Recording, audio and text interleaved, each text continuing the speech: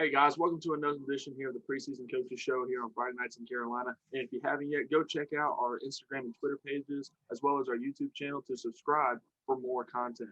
Today I'm joined by the newly named head coach at McMichael High School, Tony McCants. Coach McCants, welcome to the show. Thank you for having me. Yes, sir. We appreciate you having Coach. I want to say congratulations on getting the coaching job here at McMichael High School this past March. Tell us a little bit about yourself and tell us a little bit about the McMichael program that you've learned. Sure. So about me a little bit, this is my first head coaching job. I've coached for, going on about 14 years between North Carolina and South Carolina. Played briefly at Abraham University as an undergrad, got hurt, decided to go back and be a regular student. So I went back home to the University of South Carolina and, the passion to be around young adults and to help them sort of achieve dreams and to push them further than probably what they believe they can do themselves was still there. So I started thinking about how I can get connected and how I can get involved. And so I started reaching out to some of the older coaches that I knew, and I was fortunate to go coach JV offensive line in my hometown of Winsboro, South Carolina, at Richard Wynn Academy. And, that kind of stoked the coaching passion because I got to see the ins and the outs. And then I went back for an additional year to get a master's at the University of South Carolina. And long story short, I wound up at Richland Northeast High School underneath Jay Fry. And I got to see, a large 4A high school in South Carolina and how they operated. We had some pretty good kids there. And I got to, once again, help coach the offensive line. And that kind of springboarded me into my first paying job, if you would, and that was a head middle school coach. And I did that for 2 years. Took a struggling program, got really fortunate, had a great group of kids there in 8th grade, and we were able to go take a program that hadn't won a game in 3 years at the middle school level, and we ended up going 10-6 in 2 years. So that was a big accomplishment for that area. But I still felt that I wanted to be a coordinator, wanted to work up the ladder, and wanted to get back to the varsity setting. So I went to Lake Marion High School in Santee. I was very fortunate there. Coached a lot of great kids, a lot of great athletes, made a lot of great connections that are still, I'm still using today. And those were some good years. And eventually, I met some GAs at University of South Carolina and kind of piggybacked with them for a year as a volunteer there at the University of South Carolina. But I missed that day-to-day connection. I missed that interaction with high school kids and being on the field and coaching. So I put my resume out, and the Lord led me to Rayford, North Carolina. Not a lot of people probably know where that is. It led me to Hoke County with Milton Butts, and that turned out to be the best move of my life because that's where I met my wife. I was sitting in a new teacher orientation, just ready to get out, ready to get to practice. And this beautiful girl sits across from me, and, and as they say, the rest is history. So I was at Hoke County for about 4 years. I did a lot of things there, offensive coordinator. And, we had some family issues pop up, so we moved back to South Carolina, spent 3 years down there, 1 year at my alma mater, Fairfield Central, and then 2 years at White Knoll as their offensive line coach, and then that's where I came from here at McMichael. So I'm excited, I'm excited to dive in, to help change the culture, and to help take McMichael football to places that it probably hasn't been before. In terms of McMichael, we're in a little dry spell right now, but that's not anything that cannot be corrected. We have some great athletes here. We have great support within the school building. We have great community support. We have great facilities. It's just trying to get all those pieces together and trying to get everybody on the same page and moving forward. And I know, these 7 games in February are going to be a good test for us. We're going to be a very young team, and, we are playing a little bit out of our league, but that's not an excuse. When we realign, we're dropping down to 2A, which I feel moving forward will, benefit us in the long run. But this year is going to be good to go against some of the, the great competition that we'll have, at Northern Guilford and some of those other Guilford County schools. And so we'll see where we stack up this year and what we really need to work on come August. Definitely. Coach, you that experience as well in North and South Carolina, that's very interesting because, that's two different types of, styles of football. So learning those two is definitely important and key. You mentioned, this is your first head coaching position. Talk to me about this COVID-19 process, working with your coaching staff and your student athletes through this process, your first year of it. It's tough. That's I guess the easiest way to say it is this is tough. You want to come in, you want to meet the kids, you want to get to know them, you want to imprint on them, you want to be able to have them imprint on you, and kind of be able to learn from each other, to learn what they like, so they can learn what you like, get on the field together and, kind of build that chemistry. And, we're going to have to build that rather quickly in a couple of weeks, so that way we can get ready for February 26th. So, we're going to try to keep our scheme simple, offensively and defensively, and really just try to get back to fundamental football around here and make sure that we're doing the little things right, making sure that, we're prepared week in and week out. But going back to your question, trying to change the culture and trying to do all, everything over Zoom is difficult, and now we're starting to see, we're starting to move back to in-person learning come, I think, January 21st here in Rockingham County. And we still won't see everybody because it'll be, split days and some kids will remain virtual, but it will help.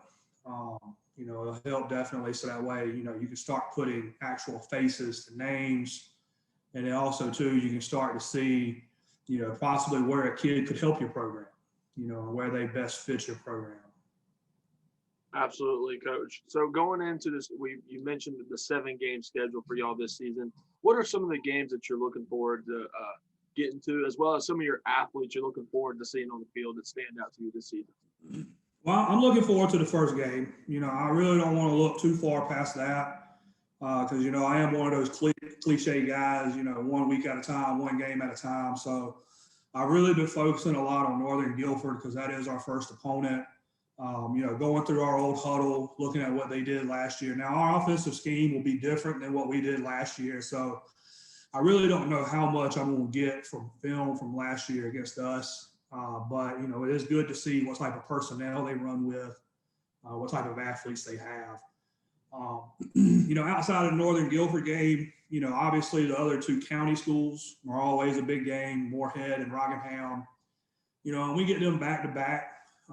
We go Rockingham the second game, Moorhead the third game. And Moorhead actually starts a 4-game road streak for us. We get into the meat of our schedule is all on the road this year. So first 2 games will be at home, then we go 4 straight road games, and then we end with Eastern Alamance. And so, I haven't really dived past, or dove past, I guess, Northern Guilford too much. I previewed Moorhead and Rockingham a little bit, but the rest of the conference, I see the normal stuff you see on Twitter and recruiting. I know there's some great athletes in this conference, some really good athletes in this conference, and I'm looking forward to seeing that competition, and I'm looking forward to seeing how our team competes, and that's something that I want to talk to them a lot about is, if we're competing, we have a shot. We want to be able to be in striking distance within the fourth quarter and possibly have some leads in the fourth quarter and hold on. And I know that's not a position that, we've been in a lot recently here. So I think if we can start there, that will show some upside. In terms of who I'm excited to see on our team, I'm excited to see, everybody first and foremost. But, people that I think are going to have, kind of a breakout year for us, we're going to be very young. We're only going to have a handful of seniors. I think right now I can think of maybe 3 or 4 seniors that we'll possibly have on our roster. We're returning a quarterback who will be a junior, Matthew Wright. I think the system that we're going to run is going to be very friendly to him. I think it's going to be very friendly to slot receivers and also outside receivers. We are going to be, sort of a spread power RPO type team. Hopefully we'll have a big year out of our backs like Zach Dalton and, we call him Pablo, but it's Jesus.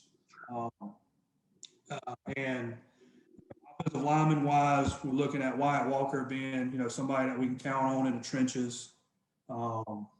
Defensively, Brady Elrod is going to be somebody that we try to make defensive ID every day. And we have a pretty good kid in the middle at middle linebacker, Jacob Swisher, smart kid, pretty athletic, has a good nose for the football. We're going to try to put, them in the best positions to highlight their attributes. So we're going to try to spread the ball around. We're going to try to play as many people as possible because we will have to play people both ways probably this year. So we want to be able to, strategically place kids in the right position. So that way, we're fresh, and two, we always have, a good mixture of kids on the field at the same time. Absolutely, Coach. So this next question for you is sort of kind of a message question. You mentioned how McMichael's been in the down years, the past few, multiple coaching changes. For your first year, what is the message you want to send not only to your conference schedule and your conference teams, but to the rest of the North Carolina High School Athletic Association about McMichael going in the future years? Well, I think two words. I used one earlier, but one will be consistent, and the other is going to be competing. I want us to be consistent, and I want us to compete against the team. I want people to leave Mayodan, or I want people to see that white bus leave their stadium and say, "Dang, we had a football game." I want people to be able to, not just to run their base offense and base defense, or use it as sort of a springboard to throw gadget plays out there to see if it works. I want people to have to dig deep in their playbook, dig deep in their coaching schemes, and try to figure out a way to beat us. So I want to be able to compete with these teams, especially this year. Going against a couple teams that are probably going to be 4A, some teams that are definitely 3A, and we'll be probably the smallest team in the conference, but that's okay. We're not going to use that as an excuse. We're going to go out and we're going to compete. And like I said, we want to make sure that people know that they play the football game on Thursday and Friday night. Not just our varsity, but our JV as well, because that's really where it starts. Building that foundation through a JV and having a 3 to 4 year plan to make sure that those freshmen are coming in, they're receiving quality instruction and they're not just viewed as tackling dummies per se, but that they're learning our system and they're learning our scheme, and they're valuable members of our culture as well. And other than that, you mentioned coaching turnovers and stuff like that. I don't have a dream school. I tell people this all the time. You go around, you ask some coaches sometimes if they have, hey, you got a dream school. They're like, nah, trying to brush it off. Nah, I really don't. I mean, I really don't have a dream school. I had a dream job and I have it. And I don't plan on going anywhere until they tell me, hey, look, we probably need to go a different direction. So, I'm not somebody trying to seek a new job or, use this as a springboard. I truly believe that, good football is played here in Rockingham County. You don't have to go too far in Rockingham County to see that. But I believe good football can be played in this western part of the county as well. And I want this community to have something that they can be proud of. Absolutely, Coach. One final question here. You mentioned in the beginning when talking about McMichael dropping down to 2A. So the North Carolina High School Athletic Association did release their new league ADM numbers for the 2021 through 2026 season. I wanted to get your thoughts and opinions on that. You said it could be beneficiary for y'all dropping down to 2A. What is it going to look like for you with some of the competing teams in the 2A conference, and as well as for McMichael?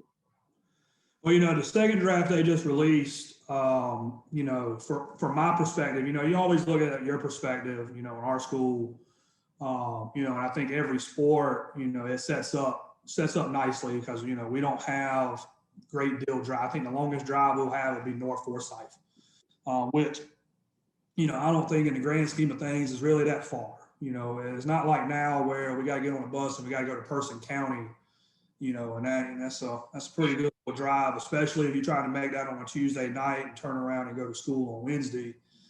Say if you're baseball, soccer, volleyball, any of those other, sports that play during the middle of the week.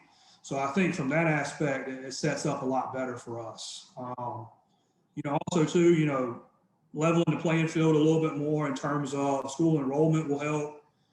Some of the teams that we're in the conference with, we had already kind of talked to about being non-conference opponents due to their proximity and, due to the fact that we believed it would be a good game, and so, we're excited. We're excited for the opportunities that we have in front of us. We're ready to see, what we can do in February and what we can do in August. Absolutely, guys. This was Tony McCants, newly named head coach at McMichael High School. Coach McCants, once again, congratulations on the job, and we're looking forward to seeing the Phoenix on the field this spring as well as coming up fall. Thank you for having me. Sir.